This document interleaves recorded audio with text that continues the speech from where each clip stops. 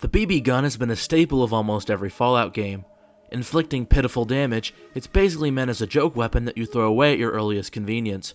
However, a running gag in the Fallout games is that there's a unique version of the BB gun that's much more effective. The Abilene Kid in Fallout New Vegas, the cut Black Bart's Bane in Fallout 3, and of course, we can't forget the Red Ryder LE BB gun in Fallout 1 and 2. It's unique in the fact that it does a set amount of damage per shot instead of having a minimum and maximum damage value. This makes it a very consistent and effective weapon, in the right hands. So today I'm heading into the unforgiving expanse of a bereft, distorted past with nothing but a plastic slinging Christmas toy by my side, as I'm asking the question, can you beat Fallout with only the Red Ryder LE BB gun? The rules are as simple as you can get.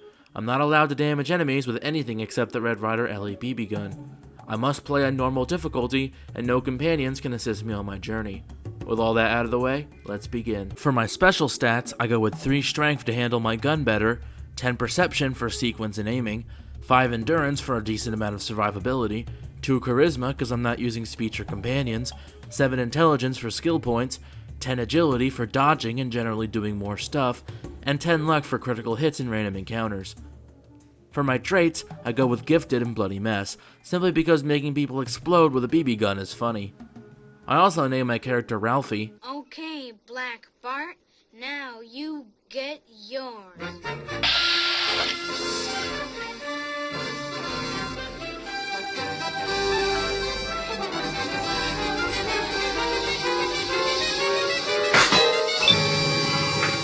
Oh my god, I shot my eye out! And make him as young as possible.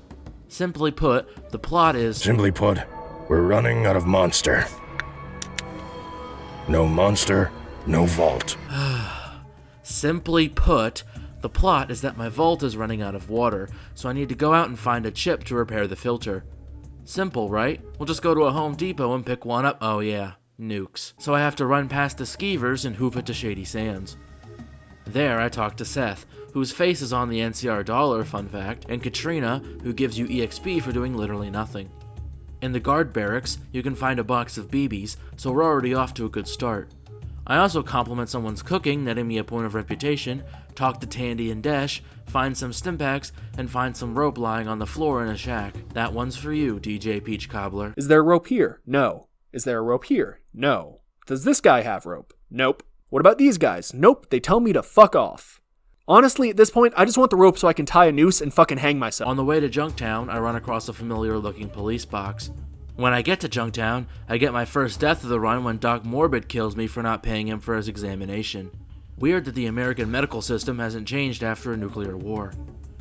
After redoing everything at Shady Sands, I rummage through a guy's fridge, find out that the guy named Morbid is selling human meat and have no way to report it to any of the nearby guards, talk with Killian Darkwater, that word means nothing except to a certain person I shall not name, trade a bit with him, accidentally insult his town. Well, if we're too fast for you, just pass on by, pal.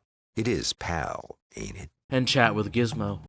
You know how many times I've been told to lose some weight? Like W-A-I-T? I can't fucking lose time, motherfucker! I also get beat up by a guy for trying to have a friendly conversation. Leaving Junkville, or whatever it was called, I come across the Brotherhood of Steel and try to get in, but since I ask too many questions, they don't like me.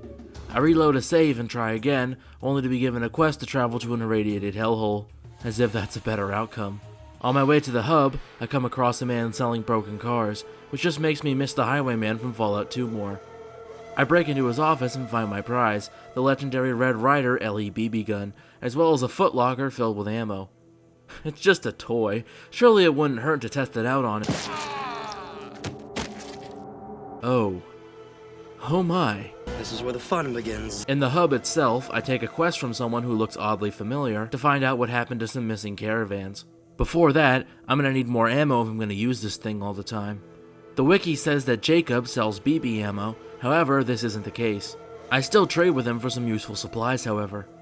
It doesn't matter much, as Beth sells me a big chunk of BB ammo at a low price, meaning I won't have to worry about running out of pellets anytime soon. As I make it to Vault 15, I realize that something's wrong. I don't have my BB gun. I accidentally sold it to Jacob, thinking it was an assault rifle or something. No problem, I can just tell him my mistake and get it back, right? Wrong. He's willing to sell it back to me for 7,000 caps. The rest of this run-through consists of me trying to get my gun back, first by gambling all my money away, and second by farting around the wastes hoping I run across the car mart again.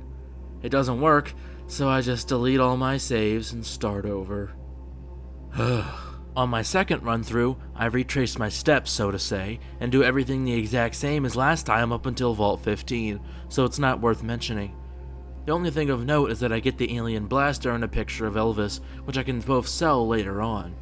All that really matters is that I have metal armor, a BB gun, and a bunch of rats to exterminate. Rats, we're rats, we're the rats. We pray at night, we stalk at night, we're the rats. Unfortunately, there's no water chip here, so I head to Necropolis to look for one. Logically, the best place to look for a water chip is a place inhabited by ghouls that don't need water to survive, right? Oh wait, that's just Fallout 4 being dumb. After slaying some ghouls who didn't like me looking in their empty cupboards, I level up, getting the Quick Pockets perk and putting points into lockpick and small guns. After going into the sewers and killing some more rats, I find the leader of a group of ghoul pacifists who tells me to fix the water pump for him.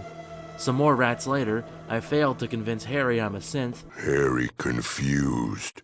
You not ghoul, you not normal. No. Harry know you not. Not like you. And so I have to blow him into pieces with my trusty pellet gun. This is where the weapon really shows its worth, as I'm able to take out all the super mutants with little effort. Rescuing a prisoner gets me a nice chunk of EXP, leveling me up. I get lockpick to 100 and small guns to 80. I then find the junk I need to fix the purifier, but it's too heavy, so I drop my alien blaster, fix the pump, and go back down for my ray gun. Talking with Set, the leader of Necropolis, I am Set. Why do you tread my shadow? I turn in the bounty for some mutants I killed, and as a reward, get a few Coke bottles, $50, and some flares.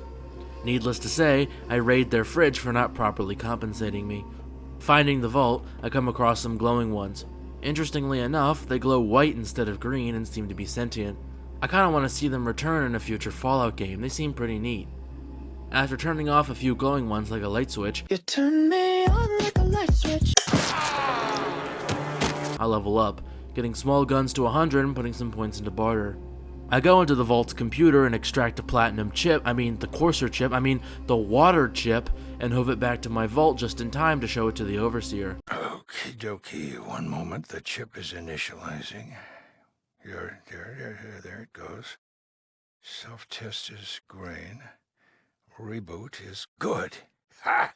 It's working, and it looks like we have a winner! Oh, you've saved us. You've done it. That's it, the game's over, right? Wrong. You see, we've still got the mutants to deal with, and since nobody in the Master's army decided to check if they had genitals or not, his plan of improving the wasteland is doomed to fail. And again, it falls to me to stop them. Turning in my progress levels me up, where I get the More Criticals perk and round some skills to multiples of 5. Why I keep doing this is beyond me. I then go back to the hub to find out what happened to the missing caravans and come across the Deathclaw, which I immediately make half its body vanish with my BB gun. God, I love this thing. I then talk to a dying mutant who I can't use my doctor skill on for some reason, and get a holodisc explaining what happened to the caravans. This quest gets me a big chunk of reputation points, which will be very important later. It also levels me up, where I can even up some more skills. I then buy some skill books and rat away for the glow, before deciding to rescue the Brotherhood Initiate early. The guards protecting him deal significant damage, and I die several times fighting them. With enough persistence, however, I'm able to take them all out. My next stop is the glow, an irradiated hellhole that the Brotherhood has an interest in. Getting the goods is easy enough, but even with 3 doses of Rataway, my rats just won't go away, so I reload a save. It's possible that this might be the far beyond Jason Bright wanted to go to. Food for thought. Next time around, I slaughter everyone in the hospital, freeing them from the woes of their medical bills, and then take a big cache of valuables from their bookcase, including 2 doses of Radex. It also gives me a lot of stuff to sell and robes, which will be vital later on for infiltration. This time, I instantly use both doses of Radex when I arrive at the glow, making me immune to radiation. I then get the info like normal and use some Rataway to get rid of the rats that slip through. Now that I'm an initiate of the Brotherhood, I travel to the cathedral to put a stop to the Master once and for all. After talking with the best waifu in the series, Fight Me, I realized too late that I accidentally sold the robes I got from the hospital back in the hub, so... Infiltrating the base leads me to talking with Morpheus, only instead of handing me pills, he hands me over to the Master. So what shall it be? Do you join the Unity, or do you die here? Join. Die! Join. Die! Why are you so fucking ugly, bro? Where I get promptly cut down. Side note, I love how dying from a minigun leads to your character falling over in one frame. It looks goofy as hell and I love it. On my next try, I steal the black cock badge from Morpheus. Cock is COC, Children of the Cathedral. Get your minds out of the gutter. And use it to get into the basement where I purify the gene pool a bit and kill some psychers for their cool tiara. This levels me up, where I increase small guns and repair. The fight with the Master is actually pretty simple once you know the strategy. Just hide behind one of the pillars and peek out to shoot him, then hide and wait for your AP to refresh. The problem is that he spawns a nigh-endless army of mutants and robots to do the dirty work for him. Would have been cool if he used his psyker abilities during the fight rather than before, but oh well. Unfortunately, the Master is too much for me to handle. Dead, gonna die. So I leave and decide to attack the military base first. On the way, I come across a Nuka-Cola truck, and thanks to my 10 luck, find 10,000 caps, negating the need for money for the rest of the run.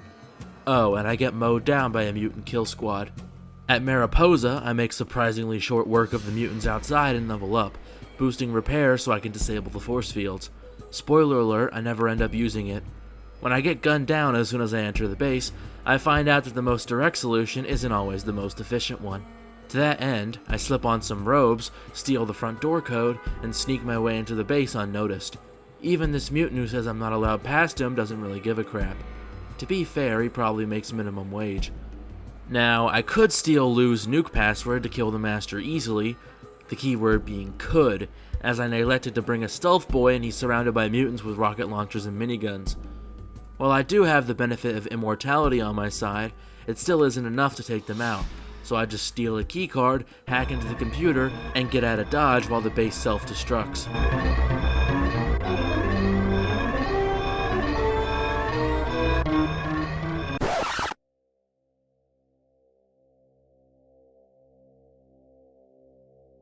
Oh, fuck. I do have to kill a few more muties on the way out, but they aren't that much of a hassle.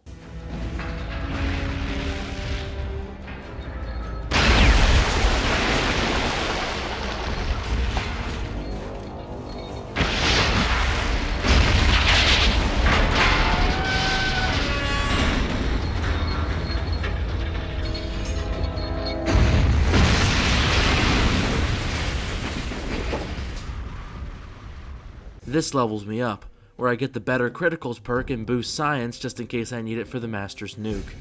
Speaking of the Master, if I want to take him down, I'm going to need some better equipment. To remedy this, I go into the Brotherhood's base and get some new duds from Talus.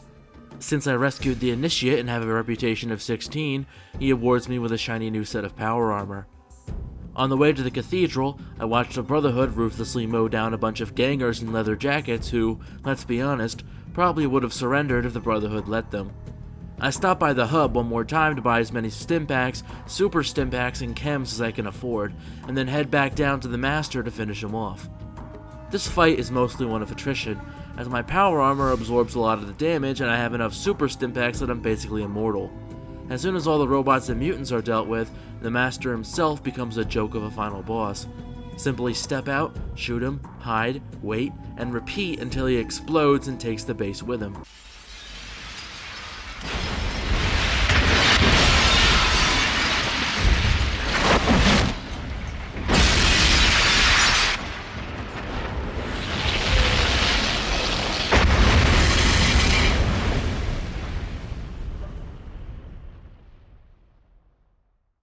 With the source of the mutants and their leader defeated, I head back to my vault only for the Overseer to kick me out, since he's afraid too many people will stand me. I've made a lot of tough decisions since I took this position, but none of them harder than this one. You saved us, but you'll kill us. I'm sorry.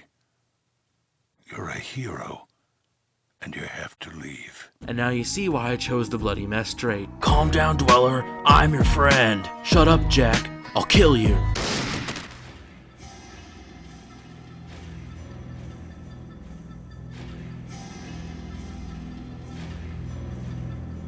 With my quest complete, the vault saved, and me left to wander the wastes, I proved that yes, you can beat Fallout with only the Red Ryder LE BB gun. In conclusion, the Red Ryder LE BB gun is a fantastic weapon that can easily carry you through the whole game, as I just demonstrated.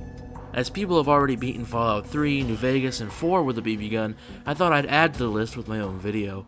This build is tons of fun, and making people burst into gore with the power of airsoft never gets old. The only gripe is the somewhat limited ammo, but the gun does so much damage that it more than makes up for it. I definitely recommend this playthrough for anyone looking to break this game in two. Thanks for watching, and if you enjoyed the video, make sure to like, subscribe, leave a comment, or become a patron. If you didn't enjoy the video, dislike it and leave constructive criticism so I can improve. Patrons get access to exclusive content, have their names at the end of each video, and any suggestions made by patrons are guaranteed to become official videos. Even if you aren't a patron, I'd still like to hear your feedback and ideas for new videos. This is Causal Loop, signing off. Peace.